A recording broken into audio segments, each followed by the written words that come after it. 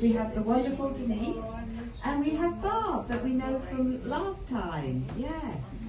So we'll just get memory care to settle down, and we really enjoy you visiting with us. Lovely to see you, Angie. Okay, all right. All right, well, the tortoises are raring to go. All right. So, yeah, they are already going.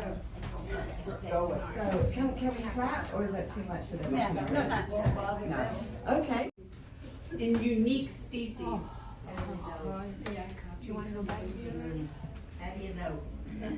Because they have documentation from paleontologists. Okay. So it's documented. Okay. Oh, yeah. Yeah. And I don't say I don't know. If I don't know, I'm going to tell you I don't know. So our Gopher tortoise's characteristics is when they're adults like this, they are a dark brown to a gray black.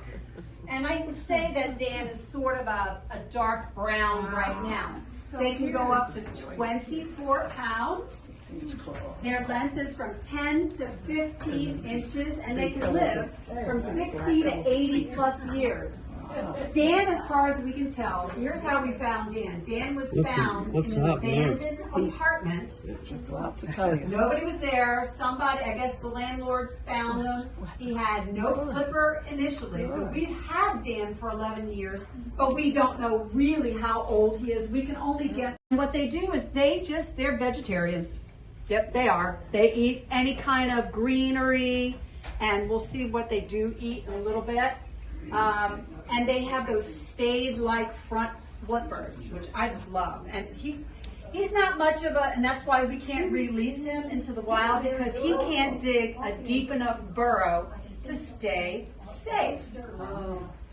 So the males will reproduce from 6 to 8 years, and the girls will be able to reproduce anytime between 10 years old to 20 years old. Now the top of their shell is called the carapace, and I've got a really cool thing for you to see in a second. See it? That's how it connects to the carapace. Wow. Hey Barb, when you have a chance, you put him down and then take the carapace around. Yeah. He's missing So there's no hinge. You've seen the box turtles in the wild, and all of a sudden you'll see the little head go inside and the little hinge comes.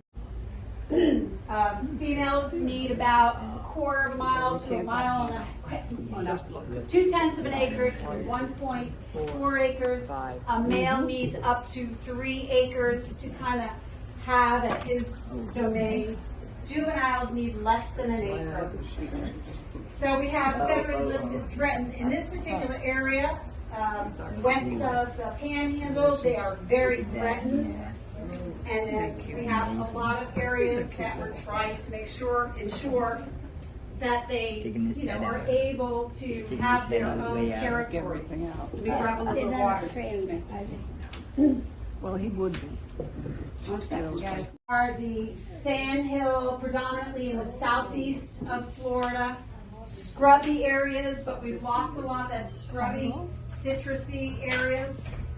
And most of all, they like the pine flatwoods. They need very well-drained soil, because if they're digging their burrows, and we'll see how big and deep their burrows go, they'll drown. So it has to be very sandy, and it has to be able to, go into the water table underneath. And they love to sun themselves. And some species. Yeah, 2 years ago. We haven't been out Fire, pond. I don't know which when a ones fire they are, goes but they're around the through, pond. after 1 to 2 go in the weeks, water. to say it's a controlled burn, you'll start to get more greenery coming up, Oh, yeah. right? Water And it deposits wildfire. Now, I think California is the one that really gets a lot of those wildfires. But I remember one 4th of July that all I smelled was smoke from west of 95. Everything was burning. It must have been about 10 years ago, maybe 12 years ago. So we had some very, very bad wildfires. He's going to get more. But the Gopher tortoise Really? He's only 2. Beautiful. has a secret yes, weapon. He's gorgeous. He'll And they go down 5 to 22 feet deep. Wow. Yeah, crazy. That's Dan. He's just bopping around in there. He's dancing. Not dancing, he's trying to get out. Yeah, he's a little feisty. But they're crucial, these burrows, for shelter and survival. This thing, and I'm raking, I'm trying to find. But they need their own burrow. So it gives them a little head start. So here's a graphic of their burrow and all the different critters that utilize it. Oh my God.